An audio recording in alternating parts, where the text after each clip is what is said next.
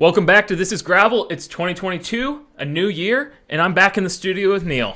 Glad to be back, Matt. Hey, today we're going to talk Gravel Hall of Fames. We're bringing a special guest on here after our intro.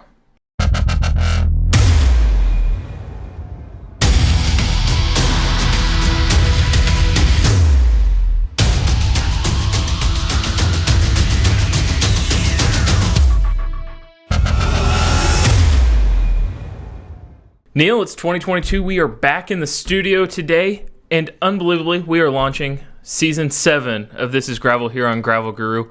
Hard to understand where 7 years have gone, but today we're actually in the studio. We've been talking all week about trying to get back in the habit, get a show going, and there's been some news announced here in Emporia about a Gravel Hall of Fame, and of course, with any new news in gravel, Instagram loves to eat this up. This is true. Instagram has definitely ate this up, and it's something that hits close to home here. So let's get talking about it. It does hit close to home. Based here in the Flint Hills of Kansas, and honestly, we've seen a lot of different opinions, and just that opinions out there on the internet so far. And we thought, what better time than to reach out to one of the Gravel Cycling Hall of Fame board members, LeLan Dains, and bring him back on the show. LeLan, how's it going? Well, it's fantastic, and always a pleasure to be back on Gravel Guru. I kind of missed this, so thanks for Yeah, well, we're glad to have you back on. You hosted the first 2 seasons, I believe, here in the studio with Bobby Thompson back in the day. Can you believe that was 7 years ago when I walked into the office and said, "Hey, I've got an idea." So just hearing you say 2022, I know we're 13 days in, but I haven't heard that verbalized a lot, and it just feels weird. So to say 7 years ago we started this little thing, you started this thing, producer Matt, it's wild, and I love it. It means gravel is doing as good as ever and growing, and yeah, I love sharing these stories just like you guys do, and that's why we do it. Yeah. Well, it's great to be back in the studio. You guys made an announcement here on the 11th of January about a new Gravel Cycling Hall of Fame, and I guess right off the bat, LeLan, why do we need a Gravel Cycling Hall of Fame? Well, for me, the answer is pretty simple, and it's the reason I do just about everything we do, and it's to simply celebrate. I have a great privilege of being in the right place at the right time to be very early into this whole modern-day gravel movement, and I've had the joy of being there in the beginning and seeing this thing kind of grow up and continue to grow and evolve. And every step of the way, I have enjoyed celebrating the community, the people, yes, the pioneers, absolutely, the innovations. I know the industry at large can get beat up on at times, but it's extraordinary what we've all collectively done and added to this tapestry that is called gravel. And so at the heart of it, that's what this is about. It's about celebrating those people, celebrating those places, celebrating the events that have occurred, recognizing them so they're not lost to the annals of time, right? Because as we were just talking about, time moves fast, and I think it's important to put that down, so to speak, and honor and recognize that history and the people that have made it so. So that's pretty much it in a nutshell. It's to celebrate and recognize, honor. Awesome, LeLan. So there's a lot of people out there, obviously, that need to be celebrated because gravel, although some might not realize it's been around a while. We've been doing this as a show here, like you said, 7 years, and it's been around much longer before Gravel Guru was in existence. So how do we go about celebrating these people? How do we nominate folks so that we can have a Gravel Hall of Fame first class? Yeah, it's a great question. So I guess I'll start by answering that question by starting off with, I had a conversation with Otis Guy, and for those that aren't familiar with mountain biking, Otis Guy is one of the original pioneers of that mountain bike movement back in the late 60s, early 70s. He's been involved with the Mountain Bike Hall of Fame for a good number of years. He's an inductee into that Hall of Fame. And I had the great honor of chatting with him because we certainly did our research, and we learned a lot of some best practices. And mountain bike in so many ways shares so many parallels with gravel, so it made sense to really hone in on that to take our cues. So we have been doing a lot of research, learning, and we felt the best way to go about this was to allow nominations to be open to the public, because we feel like that's what gravel is. Gravel was built by this community, and it should be recognized by this community. However, we did not think it would be wise to have this or let this turn into a popularity contest where anyone could vote. So there is a panel that is being constructed. And we think it's very diverse. Obviously, we think it's very good. We love the people that are participating currently. And their job will be to take all of those nominations that the gravel community puts forward, and they have the hardest task, in my opinion, of making those selections of who should be inducted into that Hall of Fame. So that's in a nutshell kind of how that process will work. You all can make the nominations. Any one of us can submit someone for a nomination. I absolutely believe you need that person's permission. I think you need to engage that person and have a conversation with, hey, I think you're worthy of this, and I'd like to help share your story. Allow them to provide that input, get their buy-in, and make sure it's an honor that they want to receive before being nominated. But then it's that election panel that will go to the task of determining who's in. Yeah, I think that's an important thing you just mentioned there about the popularity contest side of things. I think, as I talked about with the kind of Instagram era here at the beginning of the show, about how easy it is to respond and hear about all sorts of different things or different opinions, I think going to a panel of, I'm going to use the term, I guess, experts on the industry, the field, or longtime members, if they're not experts of the field, is an important thing. We see a lot of events pop up that are influencer based. I mean, influencer is one of the words of the last couple of years out there. Why do you think, as a panel, do you think there's some people that could be nominated, maybe even in this first or second or third class, that the general public have never even heard their names before? 100%. In this announcement of the Gravel Cycling Hall of Fame, I was chatting with Bicycling.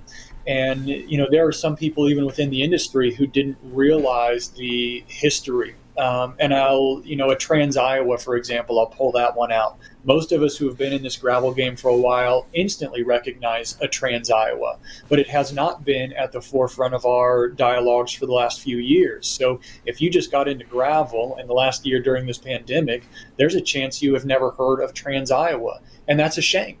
And that's one of the very reasons why we believe a Hall of Fame should exist, to honor those people that pioneered. I mean, I know you guys know, but Trans Iowa kept a field limit of only 100 and didn't charge a fee. Yeah. It was much bigger than the 100 people that participated. Well, its reach and its significance was far greater than that. And I'm showing a little biased and calling out this event, but obviously it's my opinion that it's up there and needs to be in that conversation of recognition. And obviously Guitar Ted, Mark Stevenson, who was the person behind that event. But yes, absolutely, there are people who don't know those original stories and some of the events that have evolved, maybe changed names or have gone away. A lot has happened in the past 20 years, so let's not forget that.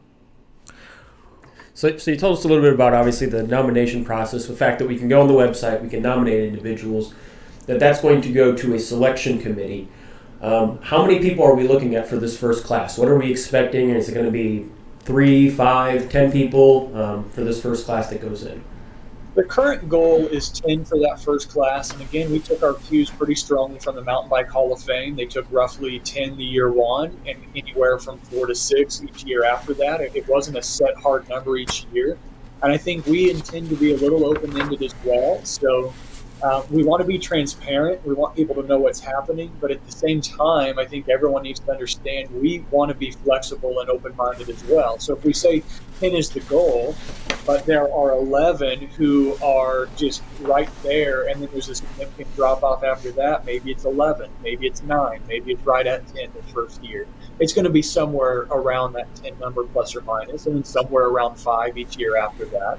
But we thought year one, just like the Mountain Bike Hall of Fame did, there's obviously a lot of people to recognize. And even with 10, that's not even going to come close to bringing in all the people that might possibly be worthy of the honor and recognition of being in there. But it's also important to remember we view this as a Hall of Fame for decades to come. And so there are going to be many years with opportunities to bring those people in and share their stories. And so the people that are making an impact today, their time to be honored and recognized might be 10 years down the road. And we have to be okay with that. So everyone's going to debate once that selection is made and once those inductees are announced, everyone's going to have their opinion on whether that was right or not. And that's okay. That's fine. That's part of the conversation. It's going to be what it's going to be. But just remember that there's going to be more time to bring all those voices and stories in. Yeah. I mean, this isn't a one-hit wonder out there. I mean, the goal You know, idea. the goals for this to last decades and generations on. You talked about it a little bit in your intro. Why Emporia, Kansas?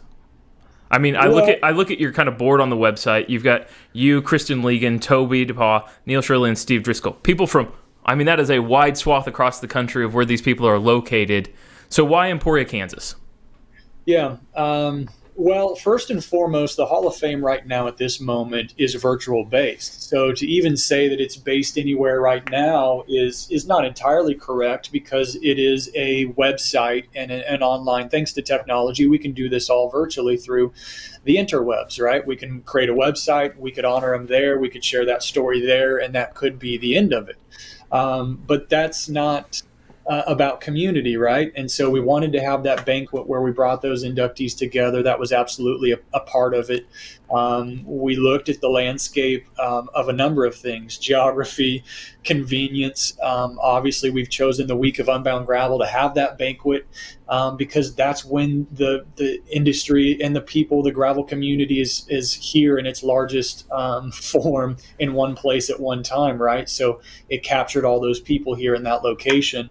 And yes, I am biased, but people have confirmed my bias. I believe Emporia to be the gravel capital. I believe Emporia as a community at large has put in the work to receive that honor of being this location, and the plans are to have a future museum component of this where people can come see the innovations and the technology and read more about the stories beyond just those recognized in the Hall of Fame. The museum component would then try to have that dubious task of bringing in that history. And I will tell you this, I think it's important to share. We have no intention of determining who was first, what event, who's on first, what's on second, kind of a conversation. I don't view that as intrinsically that important.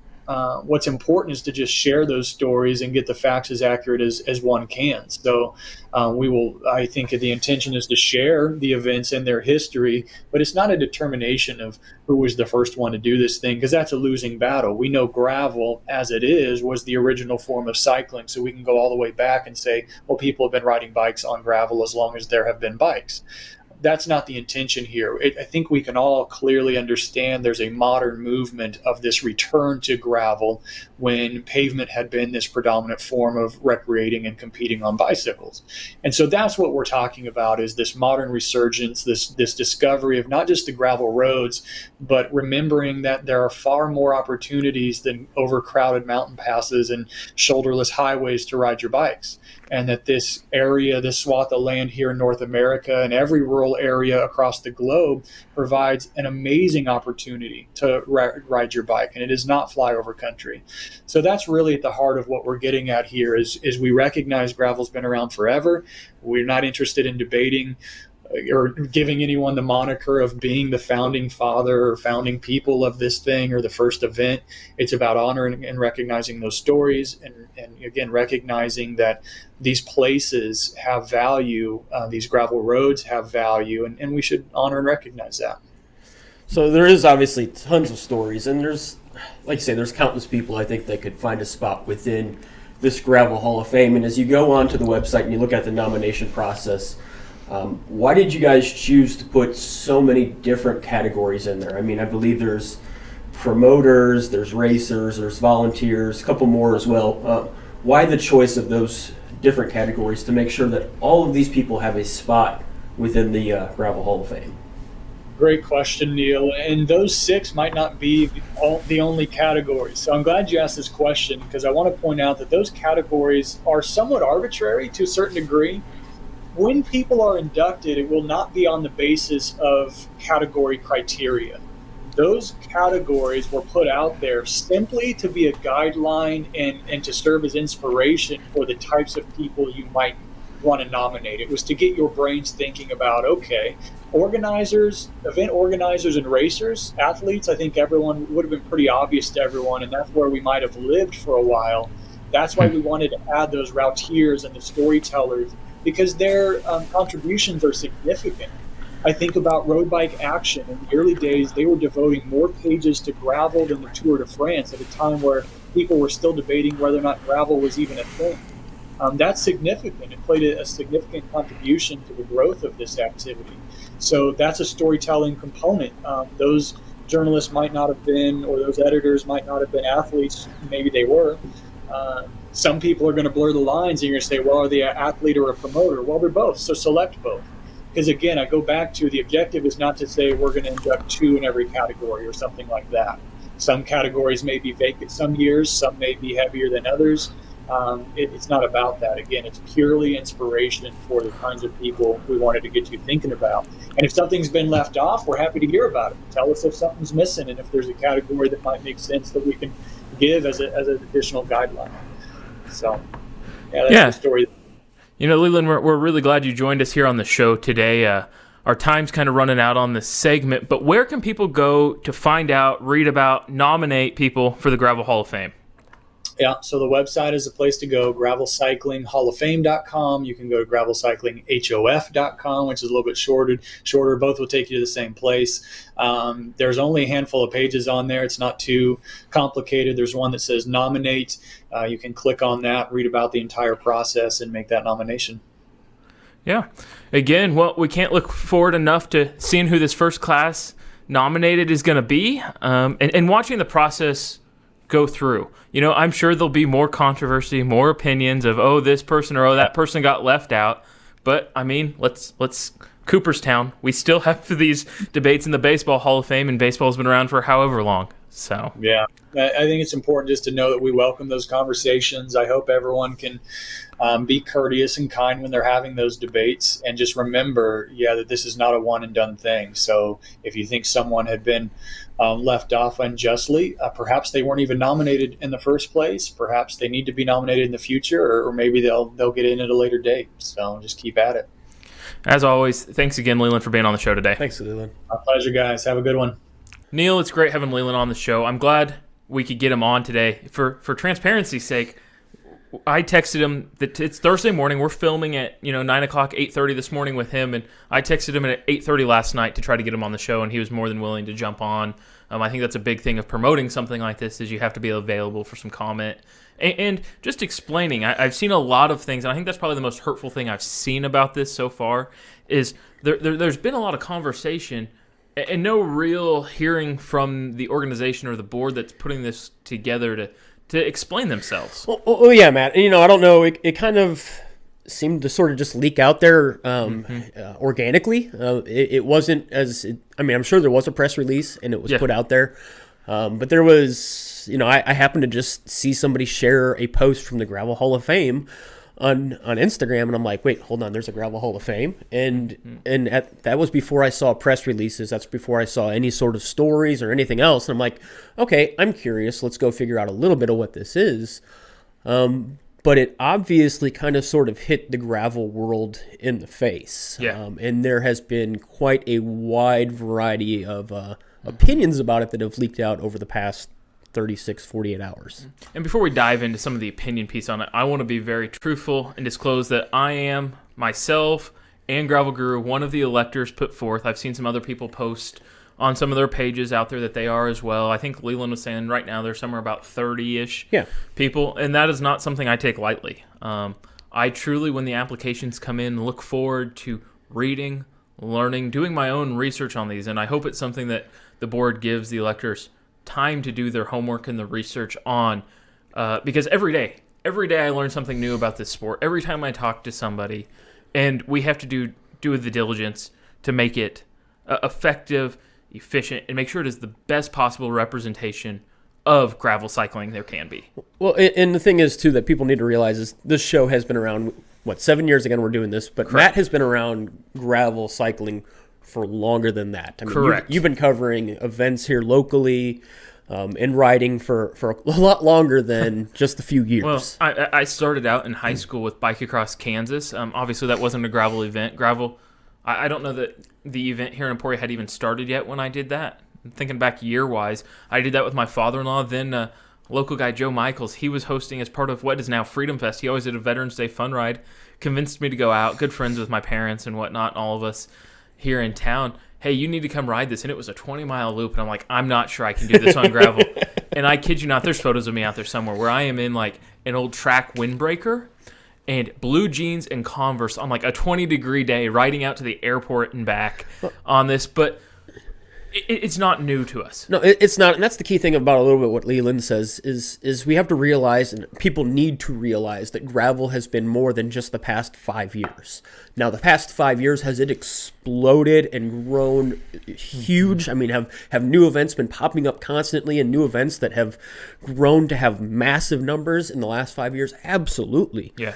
But gravel didn't start 5 years ago. It didn't just all of a sudden be birthed then. It has been around for quite some time, and events have been taking place for quite some time, and there's a lot more history, I think, than most people are aware of around this sport. Well, I think it's important to say, even in the Flint Hills, there's more than just one event. Oh, yeah.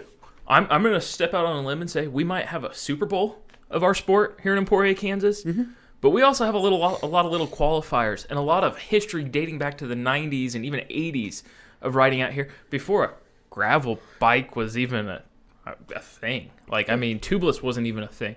So just a lot of history there that has to be delved into, sorted out. And honestly, we're making a commitment. Neil and I have been talking for the last week or two about how do we change Gravel Guru. This is gravel. I don't think we've been happy with our production the last 2 years. And I'm hoping maybe we do some more audio podcasts, and maybe we reach out to some of these people, these names we're hearing, and try to learn their story. Because by no means are we experts either.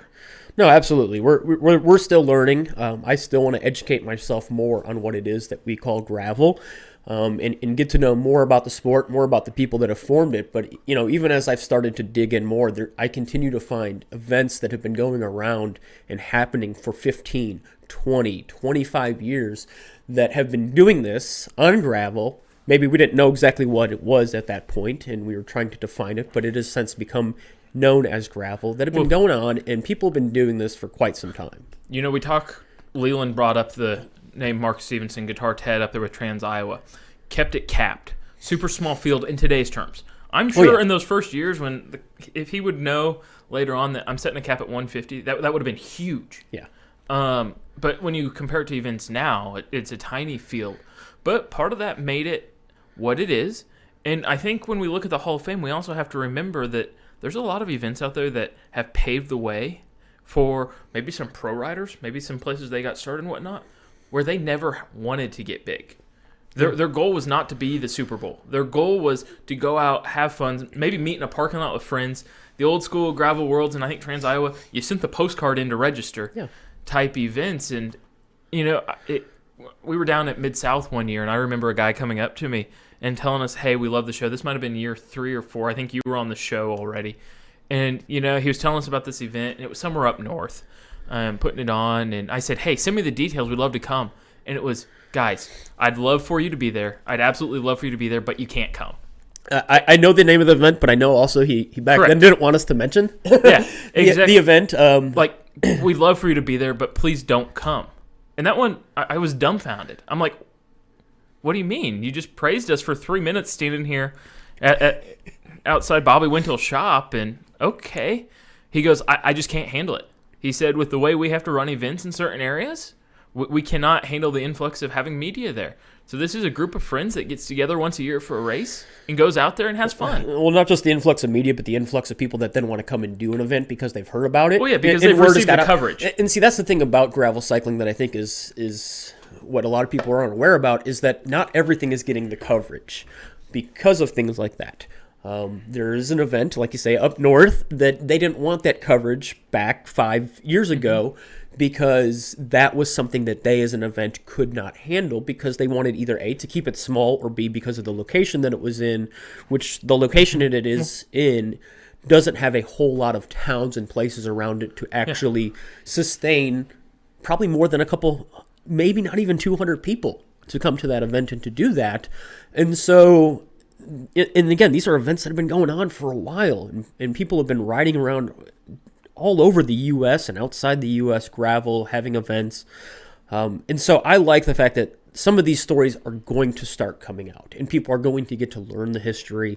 Yeah. Because, a lot of people riding today probably have never heard the name Guitar Ted. Correct. Reality. Or they've heard Guitar Ted and don't know him by Mark Stevenson. Or don't know what Trans Iowa is. Correct. There is definitely a lot of that. And we talk about that event up north and whatnot, and huge respect to him. And we've both been to another event just a little ways north of here where they were famous for doing same-day registrations, and I bet that event had happened for 10 years probably. It had been happening a long time in the Flint Hills of Kansas, and I remember there was one day, and it's when, I'm going to say, one of the first years gravel really exploded. Mainstream maybe is the term to use. And same-day registration, and we go, oh my gosh, there's 300 or 400 people here in a city block, and they were prepared for 150. So you're talking about Maisie's. I mean, it's exactly what you're talking about. It's Maisie's event that buddy Ryan Dudley used to put on up there in Eskridge, Kansas. So if you've been here and you've been part of Unbound back in 2019 or this past year in 2021, you went through Eskridge briefly. Mm-hmm. And yeah, so they had registered around 100 people beforehand, but it's in early May, and it was just after we'd had our mud year down here, and there was a lot of mud events going on. It was after they'd had mud down in Stillwater for their event, and so everybody was kind of holding back, a little bit cautious about, hey, let's go out and ride bikes when we don't know what the weather is going to be because we just destroyed our bikes at some of these previous events. And it turned out that he had a sunshiny, perfect weather, low 80-degree weather day, low humidity, and his registration almost tripled on the spot of that event. Well, and on the spot of the event within the first hour, like the hour of, because that's the way. I mean, it was a grassroots, write your number on, I think, a paper plate still at that point, and zip tie it on the front of your bike. So there are so many different facets, so many stories to be told. Absolutely. I think that is our hope this year, is to tell more stories. Yeah, tell the stories, find out some of these things, because just like the Hall of Fame, there is an education process that we as a show can do as well. There's more stories to tell than you and me. We have our stories. We are going to this year be doing a whole lot more different things, I would say, on our own personally. I mean, Matt's, by the way, guys, in case you didn't know, is registered to do some big events outside of the state. Yeah, I mean, fine, we'll dive into that. I guess this is episode 1 of season 7. I'm definitely registered for the Mid-South 100. I'm registered for Gravel Worlds. I don't know why I decided to do that with a now 4-month healthy baby girl at home. You got it, man. Yeah, we've got it. But with that said, coverage on Gravel Guru is going to change this year. Absolutely. A lot of the time has been spent in years past for me coordinating crew. I don't know that a lot of people realize when we'd go do highlights at an event, typically that's me and maybe 2 other vehicles or 3 people there buying hotel rooms for them. And to be honest, that was pretty much all out-of-pocket expenses. We don't have sponsors on the show here. We're not opposed to sponsors necessarily, but by not having sponsors, it allows us the flexibility that we need to produce content when we can and not produce it when we can't. And especially when everything that's gone on over the past 2 years. Correct. We are not beheld. Yeah, we aren't held to a sponsor, to a commitment. 2020 was rough for a wide variety of reasons. This past year, Matt, as we've mentioned on last year's shows, had a baby. We were planning on doing a lot of shows to start off at the beginning of 2021, and then it's like it's time to get a nursery ready. It's time to prepare for a new child. A new child is born, and then welcome to fatherhood. Yeah, but to be clear, she's got some cute bike outfits that she's going to be wearing at these events too. So hopefully the world allows us to be out at these events and feel comfortable, safe at them this year. I mean, that's been a big thing the last 2 years, it's worth saying. But we're going to go out. You've seen us on Instagram this week probably. I've been asking the question, audio, video, and I cannot lie, it is a dead split 50-50 on people want podcasts, want video shows like this.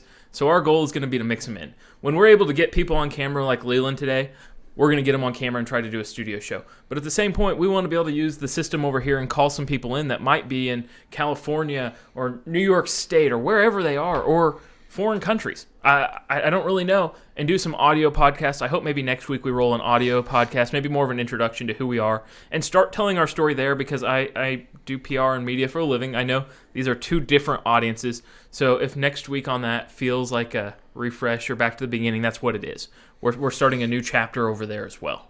Yeah, looking forward to it. So, we talked a lot about Hall of Fame. I think we were fueled by a commentary that was put out last night on Velo News to get in here and tell our opinion of it, and not necessarily opinion, but allow one of the board members, LeLan, to come on and tell us what it is, because I don't think we really knew what it was until this morning. Well, didn't know what it was, Matt, and I'll be honest. When I first saw the news, like I say, I kind of caught it in somebody's Instagram story and was like, whoa, what's this? And a lot of thoughts, a lot of things went through my head. I really had to kind of step back from it. You and me communicated. We had text messages and we communicated. But I was kind of all over the place. Okay, what is it? Why? Let's think about this. What's the history? Who should be in? Who shouldn't be in? All that kind of stuff just jumps through your head a little bit. And I'm starting to think about, the history of gravel and trying to figure out exactly, again, those pioneers, those people that paved the way, that laid a foundation to what it is today so that we could sit in here and we could talk, that we could go out and ride bikes, so that bike companies would build things specific for us to get out on gravel and to ride these bikes. And so as I started thinking about that, I started thinking about the Hall of Fame and started thinking, okay, you know what? There is a place to honor these people, to honor their stories, to say, you know what? They did something that has changed my life. They've done something that has changed your life. They have done something that has changed your life, and they need to have a place of honor. They need to have that recognition, and it's a good thing. And then last night, I read this article that just steps out there and basically tries to squash it, saying, who do we think we are? I don't know if you know who we are. Gravel has been around. It has been around long, and it has a rich, although yes, relatively short when you compare it to something like basketball history. It has been around and has a history, so that we could be here in a studio, so that we could be out on a starting line with 2,500, 3,000 of our closest friends riding on obscenely expensive bikes. I mean, doing what it is that we love to do. And to question that, and then to question it in the manner that it was questioned, and then to throw more painful darts at a lot of what's taken place over the last 18 months when that has nothing to do with the Gravel Hall of Fame, it upset me. All right. That's well said there. It kind of felt like an attack, I think, when we were all reading it last night. Because Emporia is more than one event, more than one person. We are Emporia, Kansas. We are in the Flint Hills, one of the best places to ride. You'll be able to find a full opinion piece from Neil on gravelguru.com, correct? Yep, it'll be up here probably shortly. Yeah, shortly after the show. I will link the article we are referencing to it, and I want to be crystal clear as a media site. Anybody is welcome to submit a column. Out there, we offer anybody that has an opinion on it to put it. I'm going to label it as an opinion piece. That is what this is. This is a commentary. But if you want to send a video into the show, send a show. My email is matt, M-A-T-T, @gravelguru.com. I am open for all questions, comments, opinion pieces. We're going to try to tell the story. We are going to dive into it this year. I know in years past we would never have talked to this show probably. No, we probably wouldn't have. But I think we've also been healing for the last year. We plus. have. I don't think, and I get into this a little bit in the commentary that I write. I don't think people outside of this town realize what this town has gone through over the past 18 months. I don't think you're aware of it. I think you sit out there and you comment about people and about events and about companies, which I, by the way, have no ties to. Gravel Guru doesn't have any ties to Lifetime, to Unbound Gravel, to the Hall of Fame, other than the fact that Matt is an elector with the Hall of Fame, as he's mentioned. But we don't have ties with it. But man, the hatred that was spilled out towards our community, it hurt. It hurt this community. This community has been healing for the past 18 months. And to have people continue to drag up some of those things, especially in a commentary where they have nothing to do about the Hall of Fame, it just continues to hurt the people within this community. A community that has developed and funded and put on an event that has allowed people to have careers in gravel cycling. Well said, Neil. I want to thank LeLan for coming on the show. I want to thank Neil for coming on the show. Make sure you like and subscribe. If you've got questions about what we've been talking about, drop a comment, like, dislike. I don't care. Subscribe to the channel. Make sure we know you're there. I know the way the new algorithms are running, our shows are not pulling the views that I know they should be or what we have in the past. But like I said, like, subscribe, share to your friends. We don't always have to agree, but we can always be civil with each other and have a conversation. And that's what we're looking to do this year. So thanks again for watching. We'll see you next week on This is Gravel.